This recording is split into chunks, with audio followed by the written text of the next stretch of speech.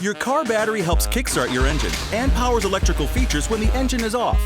A good working battery helps to ensure you won't be left stranded.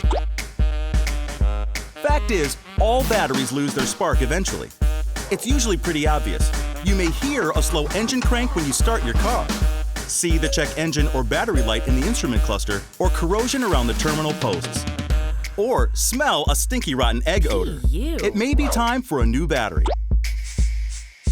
Mileage and age are major factors. Over time, your battery's energy source wears out, preventing it from recharging. Sitting for prolonged periods of time and extreme temperatures can also shorten battery life. Hotter climates tend to kill a battery quicker than cooler climates. Plus, driving short distances with heavy accessory use can also diminish its charge, as this doesn't allow enough time for the battery to recharge. Or you simply left your interior or exterior lights on overnight. And if you have a faulty alternator, it won't charge the battery as you drive.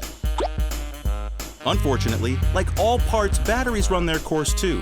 Most last about 5 years depending on where and how you drive. Play it safe and have it checked every time you change your oil. Or let us do it as part of the Works Vehicle Checkup.